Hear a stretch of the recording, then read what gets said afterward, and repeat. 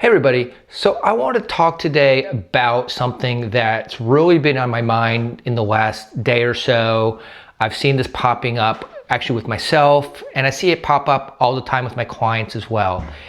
And it's this inner battle between the who I want to be and who I'm supposed to be.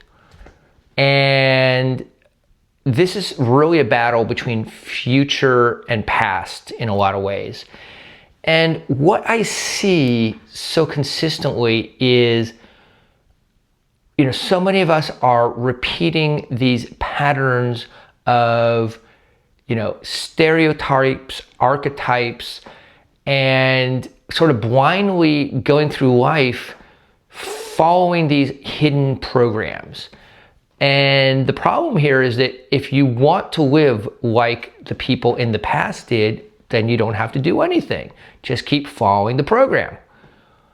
But the moment you want to live differently, you hit up against these invisible loyalties. It's like a glass ceiling. And it will show up to you as this sense of, I can't move forward and I don't know why. I actually had a client the other day. He's like, I'll take a step forward and then I'll go 2 steps back, right? And these loyalties can be around so many different things. But I'm going to talk specifically for men, right? So men traditionally have been in this stereotype that your job is to be the provider and protector. Right? Now, if we go back hundreds of years and we're living in some, semi-savage environment where, the man was maybe the one protecting the family from, bears or hostile tribes or whatever that looked like, then that made perfect sense. But we live, in theory at least, in a safer environment than we did hundreds of years ago, right? Most of us in the Western world, our basic needs are probably, provided for. And so this creates this situation of, for men in particular, do I have to keep repeating that traditional stereotypical role? What happens if I want to do something different, right? And so I've been hitting up against this myself in the sense of, my future vision is of this person that is, teaching spirituality and manifestation and Akashic records, and I'm writing a book and being successful and having maybe what for me and what for, let's say, my family system seems very different, right? It's not an office job. I'm not wearing a suit.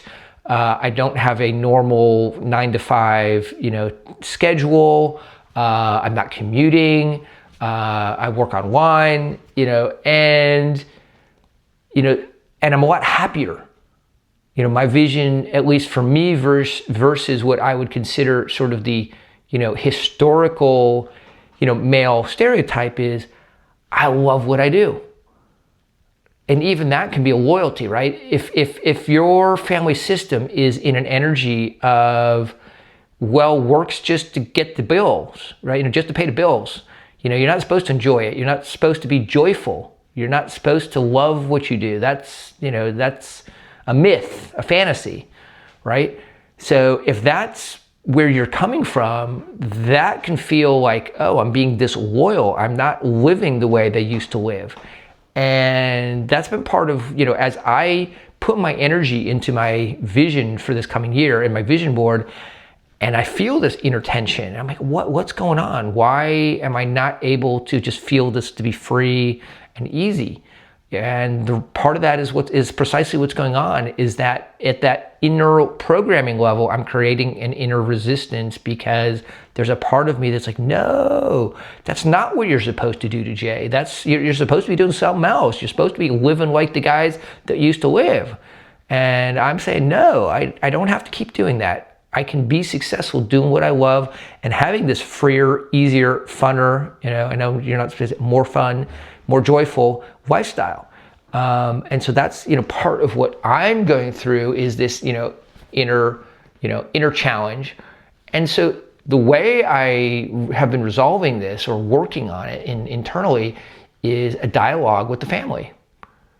And basically, this is talking with my inner programming, which I communicate as if it was the family talking to me. In truth, at an energetic level, I think this is something that's encoded into our DNA. It's something that's in the Akashic records. It's something that's bigger, sort of the family collective consciousness. But that, in a sense, doesn't really matter.